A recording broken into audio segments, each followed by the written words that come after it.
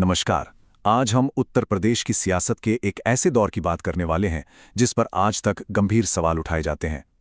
हम 2012 से 2017 के बीच समाजवादी पार्टी के शासनकाल को देखेंगे और एक सोर्स स्क्रिप्ट में जो आरोप लगाए गए हैं उनकी परत दर परत पड़ताल करेंगे।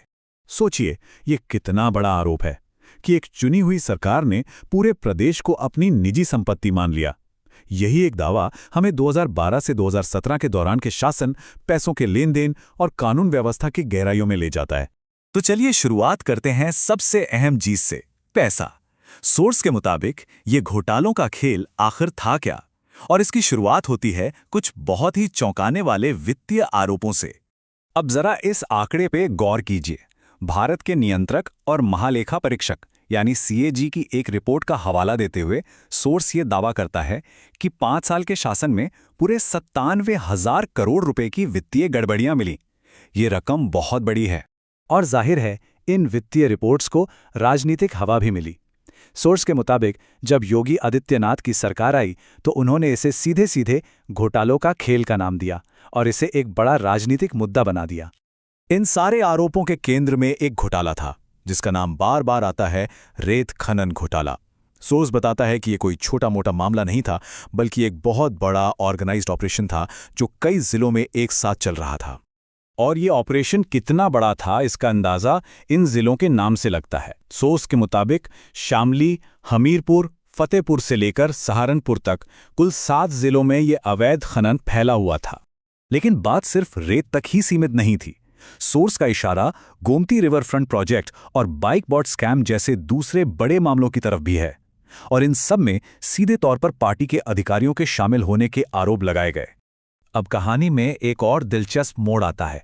सोर्स के मुताबिक ये सिर्फ जनता के प्रोजेक्ट्स में घोटाले की बात नहीं थी, बल्कि आरोप ये भी थे कि सरकारी पैसे का इस्तेमाल निजी शानो शौकत के लिए किया जा रहा था।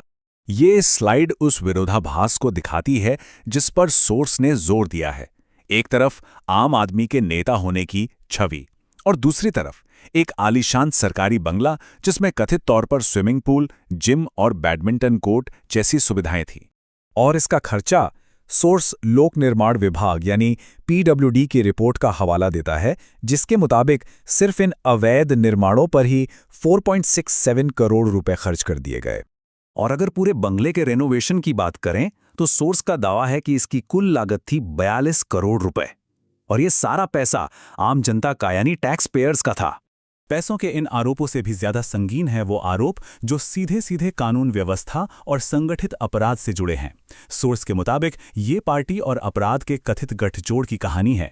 इस कथित गठजोड़ को समझाने के लिए सोर्स अतीक अहमद का उदाहरण देता है। देखिए, 1989 में पहली बार विधायक बनने से लेकर 2004 में समाजवादी पार्टी के टिकट पर सांसद बनने तक, और इस पूरे सफर के दौरान 130 से ज्यादा आपराधिक मामले। सोर्स इसे राजनीति और अपराध के सीधे लिंक के तौर पर पेश करता है। और सोचिए, हालात ऐसे थे कि एक पूर्व डीजीपी को यह कहना पड़ा। यह बयान अपने आप में बहुत कुछ कहता है, और सोर्स इसका इस्तेमाल ये दिखाने के लिए करता है कि कैसे राजनीतिक दबदबे ने कथित तौर पर कानून के हाथ बांध रखे थे। तो इसका असर जमीन पर क्या था? सोर्स 2016 के ये सरकारी आंकड़े सामने रखता है। एक साल में करीब 4,900 हत्याएं, 4,800 से ज्यादा बलात्कार और 15,000 से ज्यादा अपहरण। ये सिर्फ नंबर नहीं है, ये उस वक्त के कानून व्यवस्था की एक तस्वीर पेश करते हैं। फिर साल आया 2017 का। उत्तर प्रदेश में सत्ता बदल गई और सोर्स के मुताबिक इस बदलाव के बाद शासन के तौर तरीकों में एक बहुत बड़ा फेरबदल देखने को मिला। नए प्रशासन ने जो सबसे बड़ा दावा किया वो था अपराध में कमी का।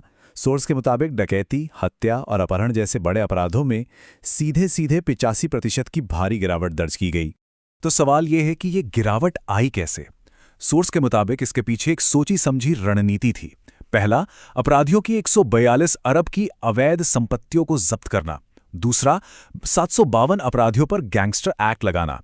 और तीसरा, बड़े अपराधियों को या तो जेल भेजना या एनकाउंटर में मार गिराना। और सोर्स का तर्क ये है कि जब कानून व्यवस्था बेहतर हुई तो इसका सीधा असर प्रदेश की अर्थव्यवस्था पर पड़ा, राज्य में निवेश बढ़ा और ईज ऑफ डूइंग बिजनेस की रैंकिंग भी सुधर गई। तो आखिर में ये पूरी कहानी हमें एक बहुत बड़े और जरूरी सवाल पर लाके छोड़ देती है। वो कौन सी रेखा है जब राजनीतिक संरक्षण जनता के लिए ही एक खतरा बन जाता है? ये एक ऐसी चेतावनी है जो दिखाती है कि हमारे चुनावी फैसलों का असर कितना गहरा और दूर तक हो सकता है।